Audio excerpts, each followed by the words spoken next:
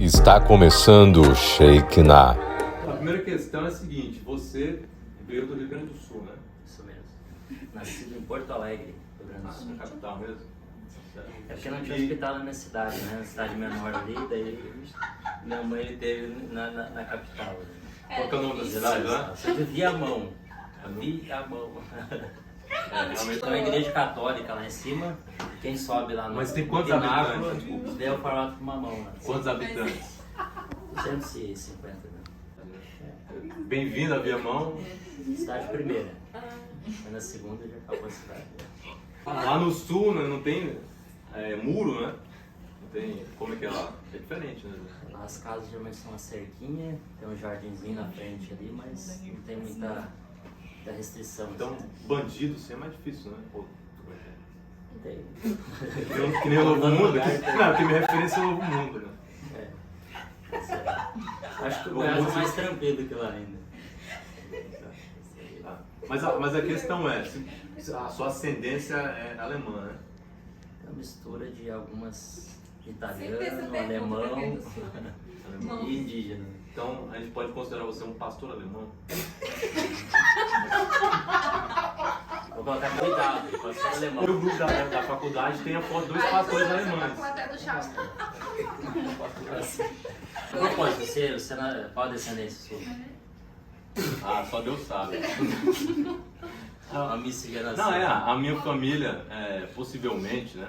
Veio de Portugal, Tavares, né? Ares. Ares é terra em hebraico, né? Uma família judaica. Não inventa. Rapaz, Mas ninguém sabe. mas é bonita a proposta, né? Né? Enfim, mas não é de mim que é a entrevista, não, né? É tudo. Quando você decidiu fazer teologia e qual foi o motivo? Eu vou sair de Viamão aqui, vou para outro lugar. Então, eu cresci numa igreja de interior, uma igreja pequena. Na época tinha uns 40 e poucos membros, né?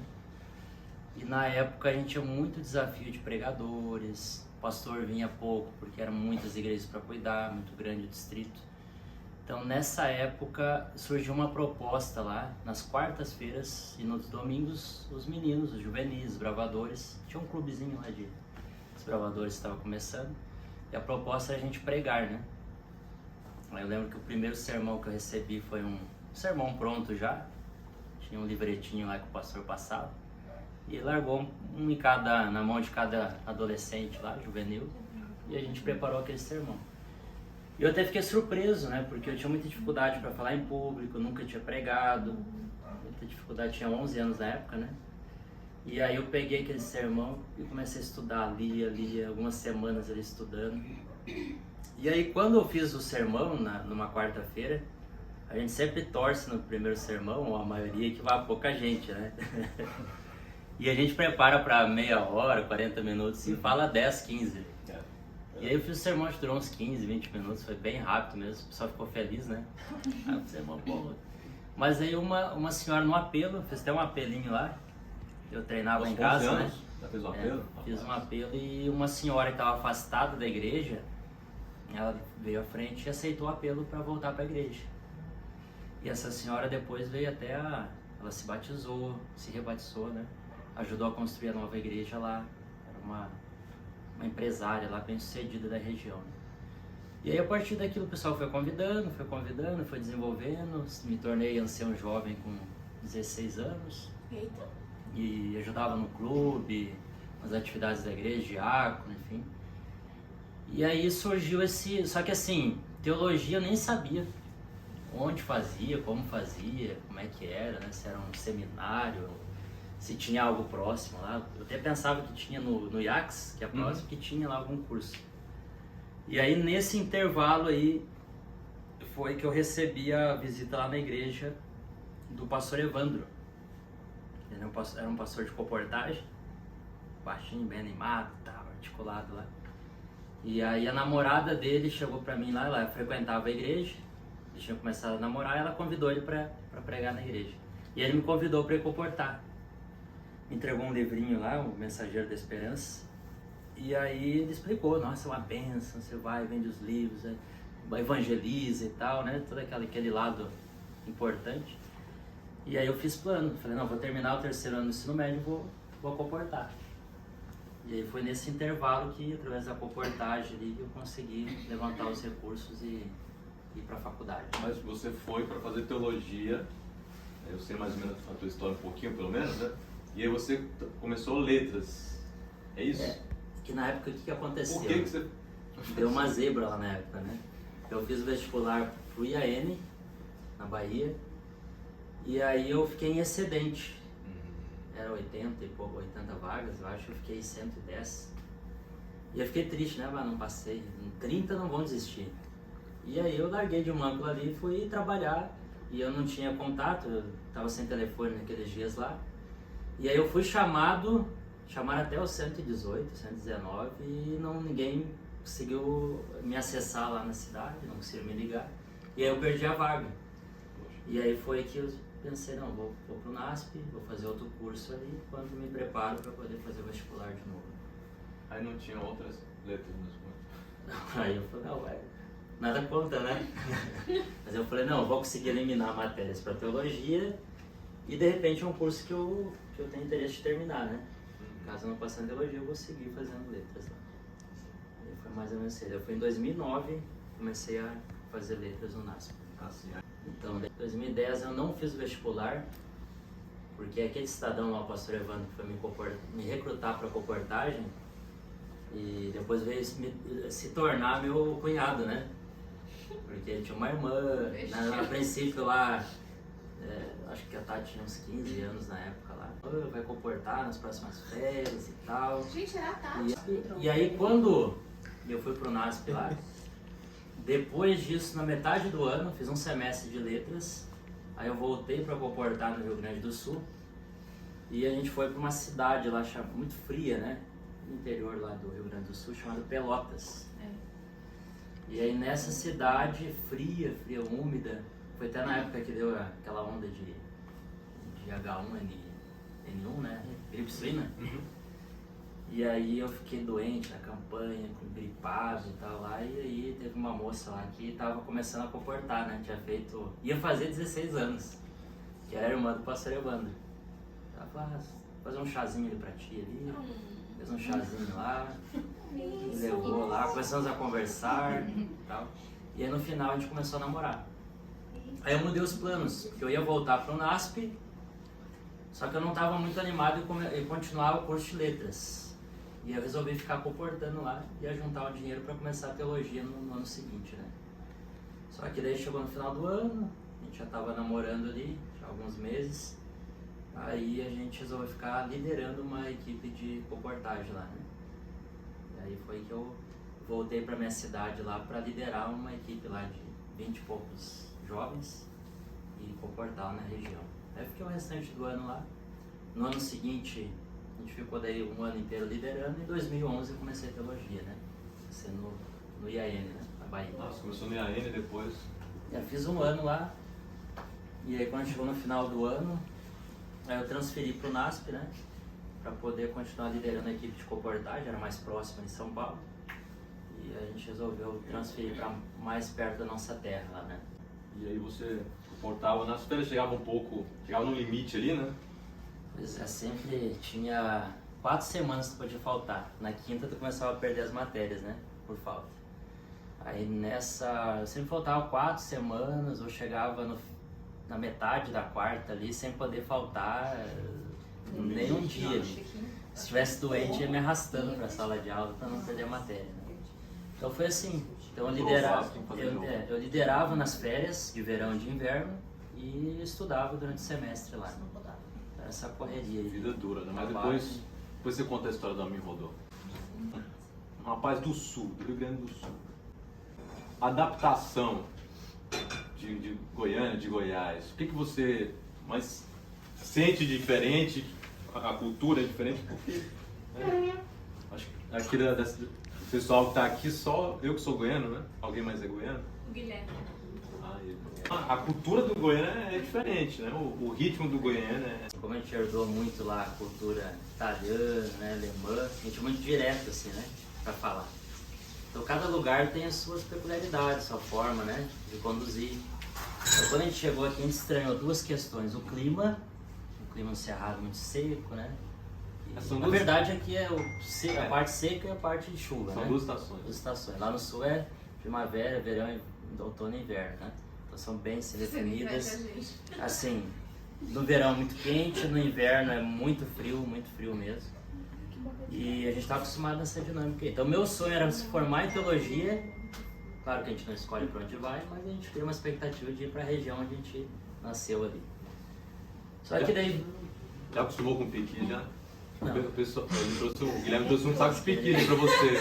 Eu respeito quem come. Ele não eu gosta. creio. Ah, não gosta? Eu como Ah, não, piqui, então o Guilherme não gosta. vou presentear o pastor e depois o Guilherme também com o saco. Eu não crio problema, assim, porque Você não é goiano, né? eu tentei experimentar o piqui, ó. Se nascer em Goiânia e comer piqui é totalmente... É uma delícia. Mas a história do piqui é interessante. Eu tava orando assim pra poder provar e pra não frustrar o pessoal. Porque todo mundo oferecia. E todo mundo que oferece diz que faz o piqui. Não, o meu piqui é diferente, é melhor, mas... O problema não é pré-pago, é o... Só que o risco de comer ele, você sabe como é que funciona lá. Aí quando eu cheguei em Rio Verde, me convenceram a comer. Só que daí no almoço que tinha piqui, antes de eu provar, tinha um menininho lá pequeno ainda ali, e ele pegou um piqui lá, mordeu aquele piqui, e o negócio encheu a boca de espinho e tal. Eu sei que Mas é muito difícil. foi parar no hospital, né? Pra tirar os espinhos. Ah, então seu medo é o... Aí eu falei, não, se ele que é daqui, não sabe lidar com o negócio, Não, é melhor não se envolver. Não, mas de criança eu comia. Não, mas é criado aqui, né? Até o quê? Até Na pinhão, né? polenta, Pinhão. pinhão. Waffles. É. O café da manhã lá era mandioca, aipim, né? Tinha aipim com molho, né? Molho, carne ali, polenta com molho, Boleta doce. pão integral, pão de... Criado na roça. Quer fazer pergunta pra ele? Pode falar, pessoal. Você não gosta de comer pão? Ô, não vou cortar, essa você não vai cortar não, viu? Ele apontou o chinelo pra menina. Foi né? nada disso, gente. Só aguentar o chinelo aqui. O senhor já passou por essa situação de alguém estar possuído? Eu ia falar isso. Algumas E vezes. qual a sensação? Dá medo? É algo... Coisa. Obrigada, Nem deixa eu pensar pensamento. igual. Dá medo? Eu não vou dizer medo assim, mas como a gente sabe que há um conflito forte entre as potestades do bem e as potestades do mal no nosso mundo, o medo é eu não estar preparado às vezes para conseguir lidar com aquela situação. Então quando alguém me liga assim, pastor, tem uma situação aqui, eu já entro em oração e já me comunico com mais pessoas para estarem orando, porque não é uma briga minha, eu vou lá confrontar o inimigo. Não. Eu estou indo lá junto com Deus para que aquela pessoa seja liberta daquela escravidão que o inimigo está causando, né? Então eu lembro de uma moça que ela já estava há vários anos passando por um período de possessão e já tinha procurado muitas igrejas, muitos pastores. E é interessante que eu sempre falo uma coisa, nessas situações, né? Ore muito, se prepare muito, esteja com a tua vida em dia com Deus, porque o inimigo ele quer confrontar, né? E, em primeiro lugar, é Deus que faz a obra. A gente não vai lá para dialogar com o inimigo e falar, Deus é que faz a obra e liberta a pessoa. E graças a Deus, nesse contexto, a pessoa foi liberta ali. Foi um testemunho bonito de vida, né? Então, mas é algo que mexe com a gente. Não digo nem medo, mas aquela sensação de um conflito. Porque o Tá mal acontecendo existe, ali, né? E eles... Uma carga, né, Direto. pesada ali, né? É verdade que eles falam toda a sua vida, joga na sua cara. Assim, eu acho que se a pessoa Ele vai ficar saber. dialogando com o inimigo vai acontecer isso. Por isso que eu digo, a gente vai, ora, mas a gente não fica discutindo. Então, geralmente, quando tem semana de oração, tem uma equipe de oração orando lá, porque se acontecer isso, para não... Porque que o inimigo quer tirar o foco da mensagem. O pessoal vai orar com a pessoa lá e a pregação continua acontecendo. Então, mas Pode dar Aqueles show, pastor né? que traz lá pra cima lá do altar. Não pode. às vezes chama atenção pro O que inimigo. você tá Eu pensando? O que queria saber como é que funcionava, porque eu já vi vários acontecimentos. E acontece muitas situações sobrenaturais, independente da igreja e tal. Mas é aí que eu falo, né? Que o inimigo ele quer chamar atenção. E se o ambiente ele é favorável a isso, o inimigo está tendo proveito e está fazendo o culto dele ali. Então, numa questão de possessão é orar, não existe uma fórmula mágica. Orar a Deus, colocar nas mãos de Deus e clamar para que Deus liberte aquela vida. separar Mas, ali, né, para um lugar. exatamente, algo discreto, né? Quanto mais chama atenção ali, o inimigo ele tá tendo proveito naquele cenário ali. Qual que é o espetáculo verdadeiro que uma pessoa vai buscar na igreja? Não é uma cena de posição, nada disso aí. É a Cristo, é a mensagem, a Bíblia e tal. Então tudo que o inimigo vai desvirtuar da Bíblia, ele vai fazer. Tá. Pastor, e assim, como é a sua convivência com as pessoas do distrito e tal? O que o senhor tá achando? Qual é o seu preferido? Por que a Central de Trindade?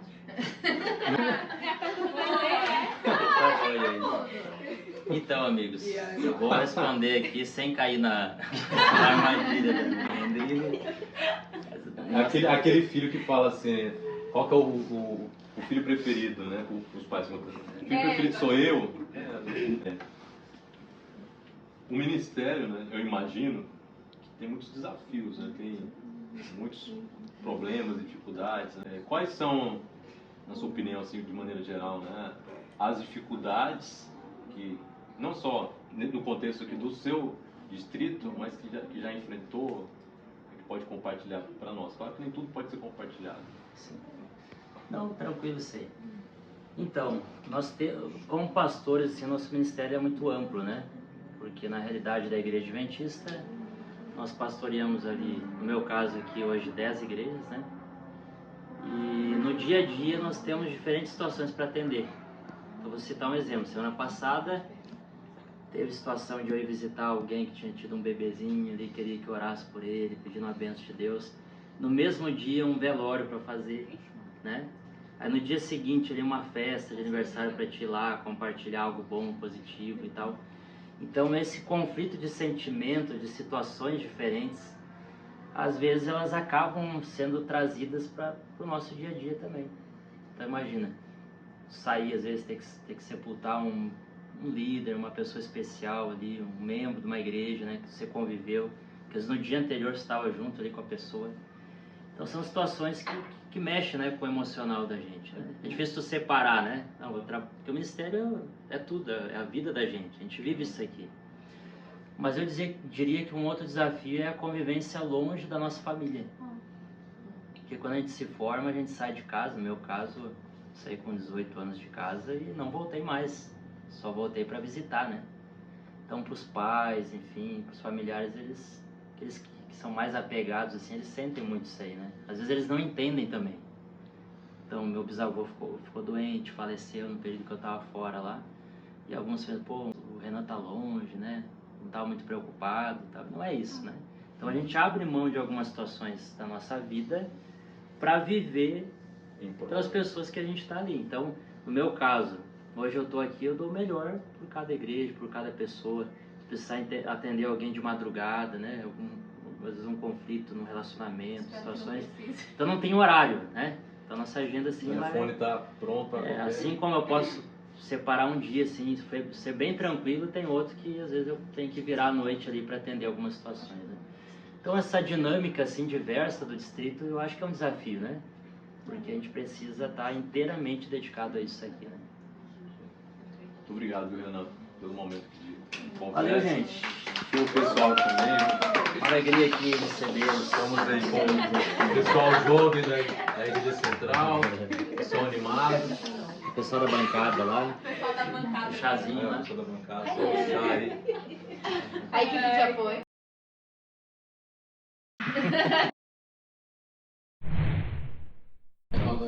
Já tá gravando. Percebi que ele tá só enrolando aí, não? Mas vamos lá. Eu faço script? Tá gravando? Não, vai ser script. Esse vai pros. Não é pergunta, Eu queria é só entender conversa. Ah, isso aí é pro chefe final? Eu tô até agora sem entender. Não entender o contexto. Não, o contexto é o seguinte, tá gravando já, né? Ah, Tá, Já tá vai, gravando já. já. Vai ser. O contexto é o seguinte. Lá onde a gente estudou, né, tinha o Super Sexta. E aí o Super Sexta, a galera ia na casa do convidado, mostrar o cara fora ali do terno e gravata e não sei o que, né, pra aproximar. Tudo vocês jovens, né, a gente já tá velho, os jovens gostam disso, né? Não tá O tudo pessoal velho? vai fazer botar o pastor mesmo na casa dele, é isso? Meio. Mas. Não, A voz. Agora é ruim. não, melhor aí da fora. Aí que. É velho, agora Gente, vocês estão vendo isso aí, viu? pastor, é esse que o pastor sofre na mão da Não, mas, ô, a gente Renan, alimenta paciente. vamos lá. A primeira questão, assim, Renan, você veio... Posso chamar de Renan, né? Pode ser tu, assim, mas Tu, tu. mas aí na conjugação do tu foi difícil. Eu não uso mais. Então conjuga. Então, pode ser você. Você. Então, vai começar gravando, Tá então. muito sério. Então, eu tava gravando já, isso já vai. Três. Vamos colocar o no making off lá, né? Nós temos Meia que hora fazer depois a silêncio, gente... É, Postura. É verdade que eles falam toda a sua vida, jogando na sua cara? Assim, eu acho que se a pessoa ficar dialogando com o inimigo vai acontecer isso. Por isso que eu digo, a gente vai, ora, mas a gente não fica discutindo. com a Quer pessoa. saber de nada não. Não. Você vai sair desse corpo. Já aconteceu em pregações. Já aconteceu em pregações, né? E eu já vi vários acontecimentos, a vez que eu frequentava a igreja da minha mãe, e aí tinha no final do culto, você tinha que ir lá na frente, minha mãe me fazia ir na frente para receber a bênção do pastor, né? Aí lá eles oravam, aí tinha tipo, lá eles falavam que tinha, você recebeu o Espírito Santo, tal, aí botava a mão na sua cabeça, começava a te balangar e você cair e tal. Aí eu cheguei até no pastor, era minha vez, tinha uma fila imensa, eu cheguei no pastor e começou, botou a mão na minha cabeça, começou a orar comigo no meu ouvido, e aí ele começou a me sacudir. Aí eu parei, olhei ele e falei assim, ó, se você tiver que me derrubar, você vai me derrubar na fé. Aí ele olhou assim pra mim, amém.